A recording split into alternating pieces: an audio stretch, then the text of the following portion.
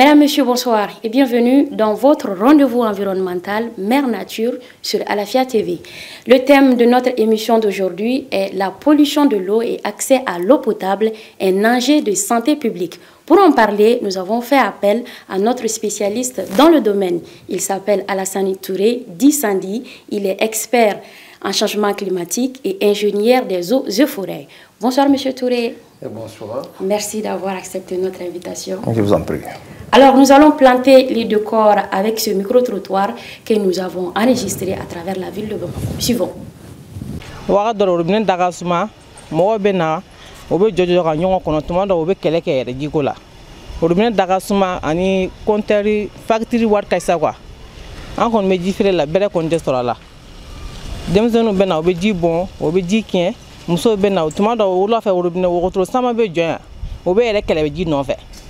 Jiko gɛlɛya b'an ka toro bari ngo jiko gɛlɛya b'an kan kuma ye fɛn dɔ ye a ka gɛlɛya ka nɔgɔ I m'a faamu donc jiko gɛlɛya fɛn dɔ ni courant tɛ yen ji tɛ yen an yɛrɛ fila an bɛ baara kɛ yan de c'est à dire an bɛ baara kɛ maɲumako la quoi I m'a faamu bari courant tɛ yen o ni courant tɛ yen an bɛ wari don essence la ka kɛ groupe de kɔnɔ donc an bɛ ji sama ka bɔ kɔlɔn na ka baara kɛ donc don min na ni wari t'i kun I b'a kɛ cogo di donc vraiment jiko ka gɛlɛ hali kuma dɔ la robinet bɛ tigɛ. n'a fɔra ko ji tɛ denmisɛnninw bɛ sɛgɛn somɔgɔw b'u bila u bɛ taa ji ta la u bɛ mɔgɔw ye va-et-vient na yɔrɔ bɛɛ ji tɛ sɔrɔ yan yɛrɛ ni ji tigɛra yɔrɔ mɔgɔw bɛ taa fo zɛni kɔnɔna na tellement a trajet ka jan ne bɛ se u bolo bɛ taa on peut pas vivre sans eau. L'eau a une très grande importance dans le corps humain ces temps-ci, surtout parce que vous voyez on est à pas moins de 40 degrés comme ça, ouais, 38 comme ça, donc l'eau a une très grande importance. Donc la plus grande importance de l'eau, c'est que ça nous fait tenir. Voilà, sans eau, on peut pas tenir dans la journée.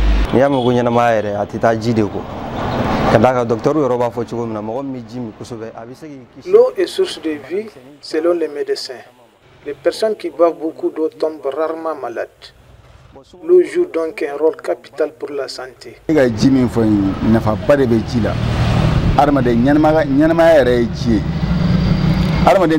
bienfaits de l'eau sont innombrables. Tous les êtres vivants en ont besoin pour survivre. À savoir que l'eau occupe une place particulièrement importante dans notre vie. On la retrouve généralement dans toutes les activités qui riment notre quotidien, que ce soit en matière d'assainissement, de cuisine, d'alimentation et autres, j'en passe. Bon, l'eau, c'est la source de la vie, quoi. Parce que l'eau, on utilise l'eau dans beaucoup de choses, quoi. On utilise l'eau pour cuisiner, on utilise l'eau pour s'hydrater, on utilise l'eau pour les plantes, quoi. Voilà. Donc l'eau, c'est une source de vie vitale pour l'être humain et pour les animaux aussi, quoi. Ça intervient dans beaucoup de facteurs de la vie, quoi. Alors, Monsieur Touré, nous aimerions savoir quelle est aujourd'hui la situation générale de l'accès à l'eau potable au Mali, plus précisément ici à Bamako. Et merci pour l'invitation sur ce plateau. Et je vais commencer par souhaiter bonne écoute et bonne vision au niveau des spectateurs et spectatrices de TV Alafia. Il est bon quand même de préciser que nous parlons quand même d'une ressource capitale. Et sinon, d'une ressource indispensable à toute forme de vie. L'eau, c'est la vie. Sans l'eau, il n'y a pas de vie. Dans le contexte du Mali, par la grâce de Dieu et la faveur de la nature, nous bénéficions quand même des eaux souterraines aussi bien que des eaux de surface. Et nous avons deux grands fleuves. Le fleuve Niger, 4200 km, et le fleuve Sénégal, 1800 km, et qui traverse de nord en est et de nord en ouest et tout le pays. Ce sont les deux ressources essentielles en eau. Et il faut reconnaître que les ressources en eau souterraine constituent les forages et les puits.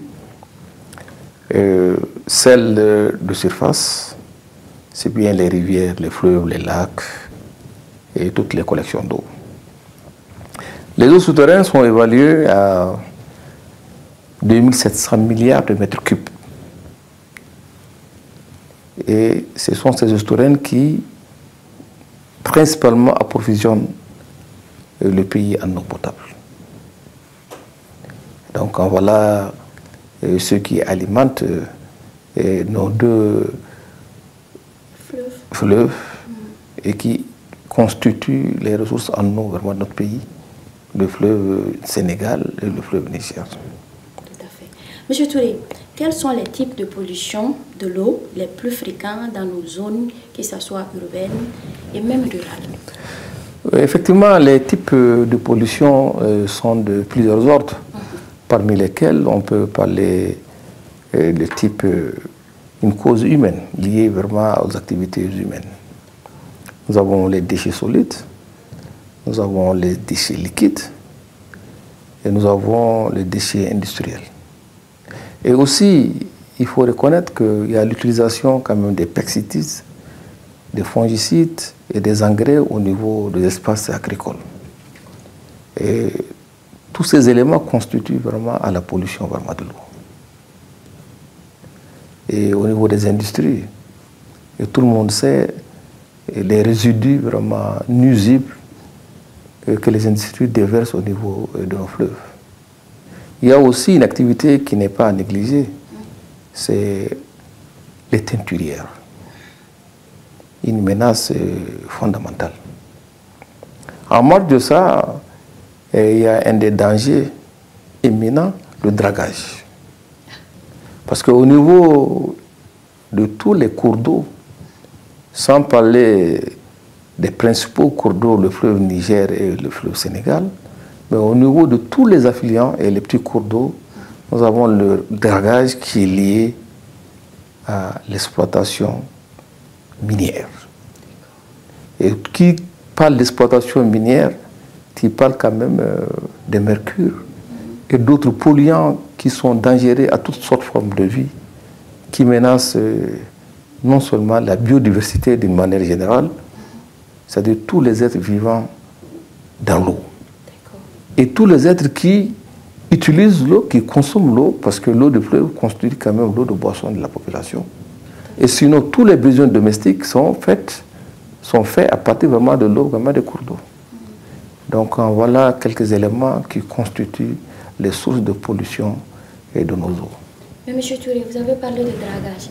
Est-ce que le fait d'enlever du sable dans l'eau, ça aussi, ça peut nous amener des conséquences? Oui, en fait, le dragage joue sur la perturbation de l'écosystème des êtres vivants dans l'eau. Mais en termes de pollution, c'est surtout vraiment l'extraction minière. Parce que là, il y a l'utilisation quand même des produits chimiques. Exactement. Ça, c'est bien compris. Monsieur Touré, comment la pollution de l'eau menace-t-elle la santé publique? Bon, une bonne question. En fait, l'eau, comme j'ai dit, est une source de vie et sans eau, il n'y a pas de vie. Tout à fait. Et s'il arrive que l'eau soit contaminée, il va sans dire quand même que ceux qui consomment cette eau, par ricochet, seront vraiment contaminés. C'est ce qui fait d'ailleurs qu'on parle d'eau potable. Parce que quand on dit l'eau passe, il y a des eaux qui ne sont pas propres à la consommation. C'est ce qui fait que le mot potable accompagne, c'est ça l'eau de boisson, l'eau qui est propre à la consommation. C'est ça l'eau potable. Et effectivement, cette eau, bien qu'elle est puisée au niveau des cours d'eau, mais subissent vraiment des traitements à partir des stations de pompage. Heureusement d'ailleurs que ces stations de pompage existent. Et au niveau de ces stations de pompage, il y a un scanner hydrique qui permet de savoir quelles sont ou quelle est la capacité ou le pourcentage ou la teneur des différents éléments constitutifs vraiment de l'eau. C'est ainsi qu'on peut parler de eau potable, eau de boisson, eau propre à la consommation qui ne nuit vraiment pas à la vie, par conséquent, qui n'est pas nuisible et qui ne produit vraiment pas de maladies. D'accord, M. Touré. Mais M. Touré, quelles sont les zones les plus exposées au risque de pollution ici chez nous, le plus souvent? Bon, il faut reconnaître quand même qu'au Mali, les zones les plus exposées, certes, c'est les zones qui abritent vraiment les industries. Ça, il va sans dire que c'est bien les zones qui abritent vraiment les industries. Et si nous voyons tout de suite au niveau de la région du Koulikoro, sinon le bastion industriel de Bamako, qui est constitué par le territoire de Kati, toute la périphérie de Bamako pratiquement abrite les industries. Et effectivement, c'est là que nous avons la grande pollution.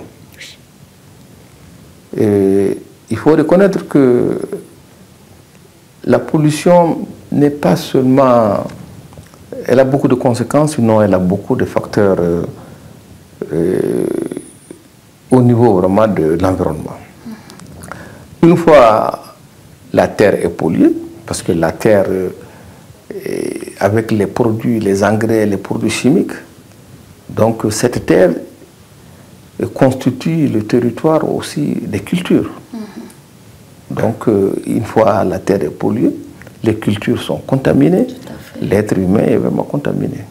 Une fois le fleuve est pollué, contaminé, l'eau qui sert d'irrigation au niveau de ces périmètres agricoles, par ricochet, le développement de toutes les plantes, c'est à partir de l'eau, donc les plantes aussi peuvent être vraiment contaminées.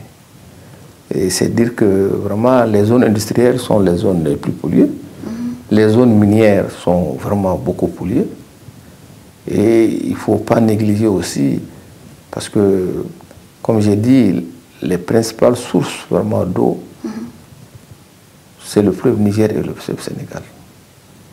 Il est vrai que le fleuve Niger, comme le fleuve Sénégal, coule à partir de l'embouchure. Oui. Donc, il peut y avoir quand même souvent des éléments de contamination à partir vraiment du fleuve Niger. L'être humain est très sensible. Et vous voyez souvent quand on parle de ver de Guinée, c'est un élément très nuisible vraiment à la santé de l'homme et même pour les animaux. Et là on ne peut attraper le ver de Guinée qu'à partir de l'eau. Et quand on parle aussi de la bilharziose, on voit les questions vraiment de santé publique. C'est à partir vraiment des eaux souillées, les eaux impropres qu'on attrape la bilharziose, qui est une maladie qui affecte beaucoup vraiment les hommes. Donc, la pollution est source vraiment d'un problème de santé publique. D'accord, M. Touré. Oui. M. Touré, vous venez tout juste de l'évoquer, vous avez parlé d'industrie, des teinturières, communément appelées gala et tout ici. Mais est-ce qu'il y a d'autres activités humaines qui contribuent à la pollution de l'eau? Absolument, c'est ce que j'ai dit. C'est les activités agricoles. Les activités agricoles? Ah oui, parce que quand on fait l'activité agricole, on utilise les engrais. On utilise les produits chimiques. Si on n'utilise pas à une certaine dose, ça crée vraiment des problèmes sur les plantes, aussi bien vraiment que sur le sol. Et il y a l'irrigation. Parce que, au fait, les grands périmètres, c'est l'irrigation. Donc, c'est de l'eau qui quitte vraiment le fleuve. Et il y a ce qu'on appelle, après la maturité, on ouvre les vannes et pour vraiment lâcher les eaux, pour faire sortir l'eau des champs. Cette même eau retourne encore au niveau du fleuve. C'est là vraiment le problème qui se pose. D'accord. Mais M. Touré, quelles sont les conséquences directes du changement climatique sur les réserves d'eau au Mali actuellement? Il faut reconnaître quand même que les changements climatiques n'épargnent aucun secteur de la vie. Oui. Les changements climatiques, leurs conséquences, c'est d'abord, il y a l'éloignement de la nappe phréatique. Donc, quand on parle de l'éloignement de la nappe phréatique, il y a un déficit vraiment d'eau. Les changements climatiques, dès qu'on parle de ça, on parle de sécheresse. La sécheresse, c'est un état vraiment où la moyenne vraiment des quantités de pluie tombées sont vraiment insuffisantes. Et quand on parle aussi des impacts des changements climatiques par rapport vraiment à l'eau, il va sans dire qu'il faut aussi parler de la perte vraiment de la biodiversité. la biodiversité, on l'a dit sur cette chaîne-là, est constituée de vraiment l'ensemble des éléments, des êtres vivants. Il y a d'abord, avec les effets méfaits des changements climatiques, on a la rareté vraiment de la pluie. Donc tout ça, ce sont des conséquences vraiment des changements climatiques sur vraiment la pluie, sur disons, les ressources en eau. D'accord. Monsieur Touré, quels sont les liens entre changement climatique et raréfaction de l'eau potable? Bon, les liens entre la raréfaction de l'eau potable et les changements climatiques est de plusieurs ordres. Nous avons l'ordre économique, parce que dès que les changements climatiques, leur effet est sur vraiment l'eau, il y a un déficit d'eau, donc l'économie va en pâtir. Parce que si on fait moins de récolte, on fait moins de production, quelle que soit la spéculation, donc on gagne peu d'argent. Maintenant, par rapport aussi à l'ordre social, vous voyez, nous sommes organisés autour de l'eau. Je prends l'activité de la pêche, par exemple. C'est une grande communauté qui vit vraiment de la pêche. Et au niveau du Mali, nous avons une production d'à peu près 100 à 120 000 tonnes de poissons par an. Et si vraiment il n'y a pas d'eau, ça veut dire vraiment qu'il n'y a pas de poissons. S'il n'y a pas de poissons, ça veut dire que la communauté, au moins des Bozo, les cousins de Dogon, auront aussi des problèmes. C'est vrai. Donc il y a cet aspect social et cet aspect aussi financier. Oui. Parce que si on n'a pas d'argent, il y a ces aspects de pauvreté. Il y a ces parfaits de manque d'emploi. Donc tout ça, c'est des éléments vraiment considérables qui, la rareté de l'eau est un lien avec les changements climatiques. Et enfin, il y a les aspects vraiment culturels. Ça, tout le monde sait quand même que la culture, surtout cette communauté de Bozo, est liée vraiment à la culture. Tout à fait. Donc voilà les liens entre vraiment les changements climatiques et vraiment l'eau. D'accord. Monsieur Touré, peut-on dire aujourd'hui que l'eau est une ressource menacée actuellement ici au Mali à cause du climat? Oui, l'eau est une ressource menacée au Mali à cause du climat. Et à cause de son utilisation abusive. Parce qu'il faut une gestion rationnelle vraiment de l'eau. Tout à fait. Et la preuve en est que ici au Mali, la consommation chaque année est de pratiquement 2,3% du stock d'eau contenue dans les nappes phréatiques. Dont 2,2% sont utilisés pour l'irrigation seulement. Alors que le taux de renouvellement est de l'ordre de 2,5%. Vous voyez déjà, ça veut dire tout simplement que si on ne prend pas garde, le stock vraiment des ressources vraiment en eau peut vraiment être une conséquence vraiment d'un déficit ou bien d'un manque. Et il faut reconnaître quand même que ce ne sont pas toutes les contrées du Mali qui ont de l'eau potable. On ne dit pas qu'il n'y a pas d'eau dans toutes les contrées du Mali, mais l'eau potable, c'est de l'eau propre à la consommation. Et donc nous avons des zones au nord où il n'y a que des mares, et l'eau est tellement boueuse, à tel point que la coloration est jaunâtre. Et même les animaux souvent, et c'est des eaux même polluées. Parce que souvent, quand ils arrêtent au niveau des mares, ils sentent des odeurs nauséabondes. En tout cas, cette eau est impropre à la consommation. Donc c'est pour dire que vraiment, on doit mettre en place des garde-fous vraiment d'une gestion, d'une bonne gouvernance vraiment de l'eau. Tout à fait. Oui. Monsieur Touré, maintenant, quel rôle, quelle solution technique ou naturelle recommandez-vous pour améliorer l'accès durable à l'eau potable un peu partout au Mali? Bon, pour moi, les solutions sont d'ordre, on parle de gouvernance de l'eau. En fait, c'est vrai d'ailleurs au Mali, il faut reconnaître que au niveau des grands périmètres irrigués qui constituent les plus grands bastions d'utilisation de l'eau, si on prend l'Office du Niger, si on prend le périmètre irrigué de Baguineda, si on prend le périmètre irrigué de Sélengue, si on prend le périmètre irrigué de l'Oderès ou bien celui de Kita, Et tout ceci, il faut mettre en place, et ça existe, les comités de gestion vraiment de l'eau. Mais il faut que ces comités de gestion respectent au moins les missions pour lesquelles ils sont mis en place. Et aussi, il y a cette compétition, parce que l'eau est utilisée par plusieurs acteurs. Nous avons d'abord, nous les humains, pour notre propre consommation. Nous avons les champs pour l'irrigation, donc les paysans. Nous avons les pêcheurs. Nous avons les éleveurs, les animaux. Donc, il y a plusieurs acteurs qui utilisent vraiment la même ressource. Donc, il faut qu'il y ait un cadre de concertation. Et il faut que chacun joue vraiment son rôle afin qu'il y ait une gestion efficiente en fonction de différentes utilisations par rapport aux différents utilisateurs.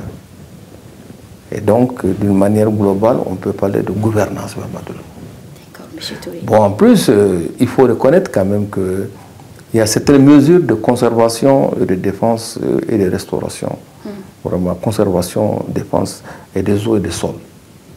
À travers les collectes des eaux, à travers des petits barrages, des micro-barrages. Et tous ces ouvrages constituent une forme vraiment de gestion, une forme vraiment de capitalisation, afin que les endroits où il ne pleut pas beaucoup, s'il y a des mini-barrages, et donc ça veut dire qu'ils peuvent, un certain temps de l'année, où vraiment les pluies tombent, ces eaux sont vraiment récupérées, collectées pour pouvoir servir à d'autres utilisations. Donc ça, c'est des mesures techniques qu'il faut vraiment mettre en place.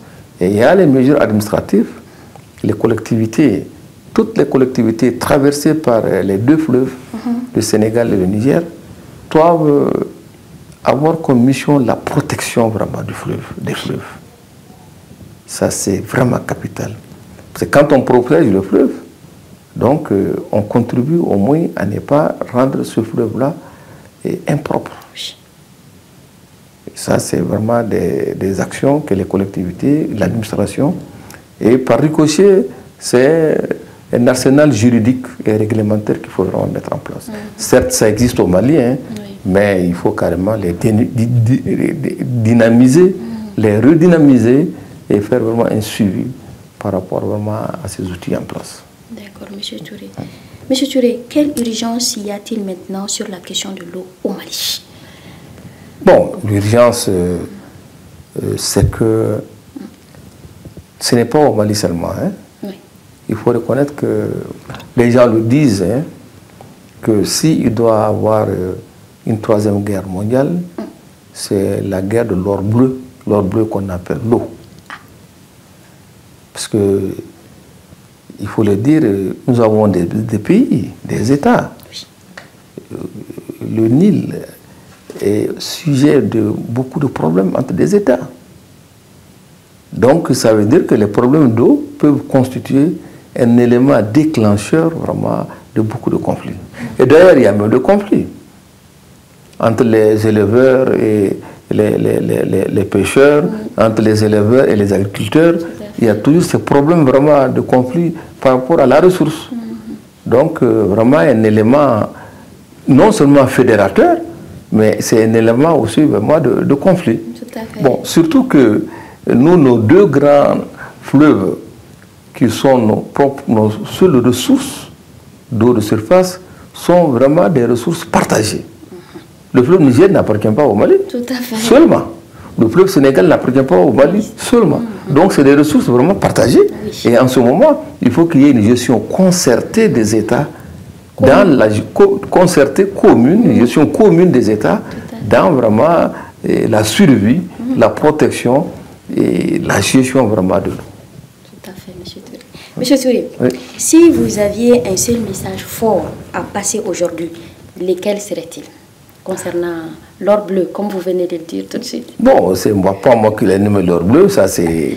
Bon, en fait, si j'ai un message à passer aujourd'hui, c'est que les gens sont conscients quand même que pas d'eau, pas de vie. L'eau est source de vie. Donc on n'a plus encore à démontrer vraiment la nécessité ou l'indispensabilité vraiment de l'eau. Le seul message, que les gens prennent beaucoup conscience de la valeur, c'est un don de Dieu. Oui. L'eau, c'est un don de Dieu. Les fleuves Niger et Sénégal, c'est des dons de Dieu, mais qui peuvent en pâtir en fonction vraiment de notre comportement. Donc, il faut d'abord un changement de comportement. Et dans ce changement de comportement, nous avons des gens qui déversent n'importe quoi dans le fleuve. Disent, sans prendre conscience que c'est du mal qu'ils portent à tort. Souvent, il faut le dire, même les cadavres de certains animaux, en tout cas, les gens jettent n'importe quoi dans le fleuve, dans les fleuves. Mais ce n'est pas normal. Il y a ce qu'on appelle des dépôts de transit pour les ordures. Il y a des dépôts finaux pour les ordures. Quel que soit le genre de déchets, liquide comme solide, il y a un processus, il y a un schéma qui est tracé pour non seulement le dépôt, mais pour aussi la finalité. Mais d'aucuns s'arrangent à déverser et les déchets liquides et les déchets solides vraiment dans l'eau. Et donc le message, c'est un message vraiment, c'est un appel de conscientisation. Surtout un appel de conscientisation pour dire que cette ressource, elle appartient à tout le monde, donc tout le monde doit veiller à la propriété de l'eau. Tout le monde doit veiller à la protection de l'eau. Tout le monde doit veiller à l'utilisation rationnelle de l'eau. Et sans cela, il y a des pays qui n'ont pas d'eau. Oui. Mais Dieu sait comment est-ce qu'ils font la collecte pour pouvoir faire la culture. Et nous, on a la chance au Mali, même s'il pleut peu, avec les deux fleuves, le Sénégal et le Niger, donc nous avons de l'eau qui peut permettre vraiment de développer n'importe quel genre de spéculation, de nourrir vraiment et de faire abreuver nos animaux, de faire la pêche, de faire nos besoins domestiques. En ce moment, vraiment, nous devrons conserver l'eau. Nous devons protéger l'eau. Donc mon message, c'est à tous les niveaux, au niveau des collectivités, au niveau de l'État, au niveau des particuliers, au niveau des différentes corporations, les agriculteurs, les éleveurs, et les pêcheurs et les maraîchers, que tout le monde vraiment prenne conscience et chacun vraiment joue son rôle dans la protection vraiment de l'eau. Parce que c'est notre bien commun de tous. C'est ce message que vraiment, moi en tout cas, je lance et en tant qu'expert en changement climatique, sachant que ces changements climatiques n'ont ni d'odeur, ni de couleur, ni de frontières, ni de nationalité. Il faut vraiment y croire à ça. Sinon, nous serons les premiers aussi à crier vraiment et à être les victimes vraiment de ce changement climatique. Voilà. Merci beaucoup, M. Touré. C'est ce qui met fin à notre émission d'aujourd'hui. Nous devons tous veiller à la protection de l'eau. Pour rappel, nous avons comme invité M. Alassane Touré d'Issandi. Il est expert en changement climatique. Merci à vous et à la prochaine.